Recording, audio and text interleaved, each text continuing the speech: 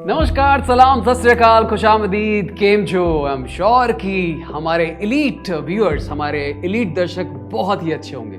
देखिए, शिक्षित होने के साथ साथ अगर आपके अंदर देशभक्ति की भावना है तो भी आपको एलीट का दर्जा मिलता है। आप इस बात को मानते हैं या नहीं मानते?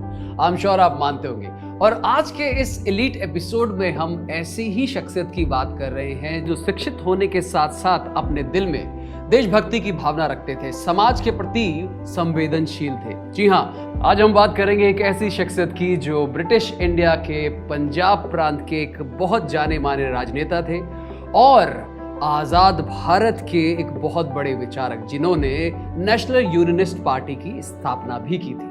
आप सोच रहे हैं कि आप शायद उनका नाम जानते हैं, तो सोचिए, जैसा कि मैं हमेशा कहता हूं, आपकी सोच ही आपको एलीट बनाती है, आपको बड़ा बनाती है। और देखिए, कमाल की बात यह है कि जाट समुदाय के होने के बावजूद उन्होंने समाज के पीड़ित वर्ग की हिमायत की, जिसके लिए उनको 1937 में सर की उपाधि से नवाजा गया।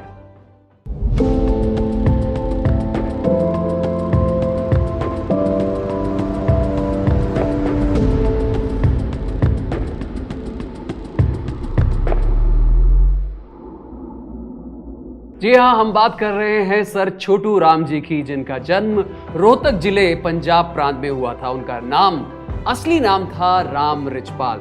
कानून की पढ़ाई करने के बाद 2 साल की प्रैक्टिस के साथ वो वापस अपने जिले रोहतक लौटे, जहां पर उन्होंने एंग्लो संस्कृत स्कूल की, यानी कि एंग्लो संस्कृत विद्यालय की स्थापना की। 1920 में सर छोटू राम जी ने गैर सांप्रदायिक किसान समूह में चेतना पैदा करने की कोशिश की। ये बात सुनकर किसान भाई बहुत खुश हुए और कुछ साल बाद 1923 में जमींदार लीग का गठन हुआ, जो हिंदू, सिख और मुस्लिम के गैर सांप्रदायिक गठबंधन की शुरुआत थी। इसी गठबंधन के आधार पर यूनियनिस्ट पार्टी की शुरुआत हुई, उस पर इलेक्शन लड़ा गया और लाहौर में उनकी भारी बहुमत से जीत हुई। बाद में राजस्व मंत्री के रूप में उन्होंने सूदखोरी की प्रथा को रोकने के लिए कानून में बदलाव किए, जो ब्याज पर ब्याज वसूल रहे थे। छोटू राम मुख्य रूप से 2 कृषि कानून के अधिनियम के लिए भी जिम्मेदार थे, अर्थात 1934 का पंजाब राहत ऋण अधिनियम और 1936 का पंजाब देनदार संरक्षण अधिनियम, जिसने किसानों को साहूकारों के चुंगल से मुक्त किया और भूमि का अधिकार जोतने वाले को बहाल किया। राम ने भाखड़ा बांध योजना को भी मंजूरी दी। उन्होंने बिलासपुर के महाराज के बीच एक समझौता किया, जिसके क्षेत्र में सतलुज नदी का पानी जब्त किया जाना था। यह 1945 में पंजाब सरकार की मदद से किया गया था। उन्होंने भागवत गीता का ध्यान भी किया और इसके दर्शन से बहुत प्रभावित थे। कई उदाहरण हैं जो शिक्षा के लिए उनके मूल्य और गरीबों के लिए करुणा के प्रतिनिधित्व करते हैं।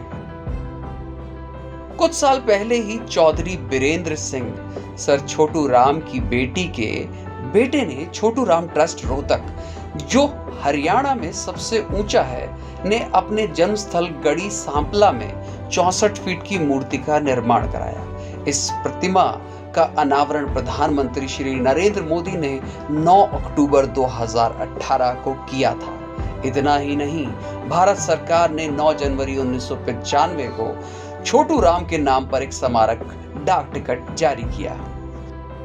सर छोटू राम जी के सम्मान में उत्तर प्रदेश और हरियाणा में उन्हीं के नाम पर काफी सारे महाविद्यालयों का निर्माण हुआ। ये सफर एक ऐसे एलीट शख्सियत का है जो इतिहास के पन्नों में दर्ज है। आइए अब हम बात करते हैं एक ऐसे उत्पाद की जो नाम और काम दोनों में एलीट है।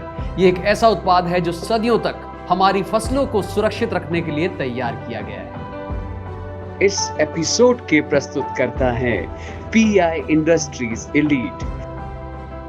जर्मन तकनीक पर आधारित एलीट एक बेहतरीन खरपतवार नाशक है। ये खरपतवार प्रबंधन के लिए एक बेहतरीन उपाय है, बहुआयामी खरपतवार नाशक है। एलीट का छिड़काव हमेशा खरपतवारों पर 2 से 5 पत्ती की अवस्था में करें। खरपतवार हो या फिर कठिन मंजिल, डरना नहीं है, झुकना नहीं है, अपनी फसल को सही उत्पाद से सुरक्षित रखना है। आज के इस एलीट एपिसोड को यही समाप्त करते हैं। अगले एपिसोड में फिर से मुलाकात होगी। ढेर सारी बातें, ढेर सारे तथ्य और एक और एलीट शख्सियत। तब तक के लिए एलीट बनो, श्रेष्ठ बनो, बढ़ो आगे।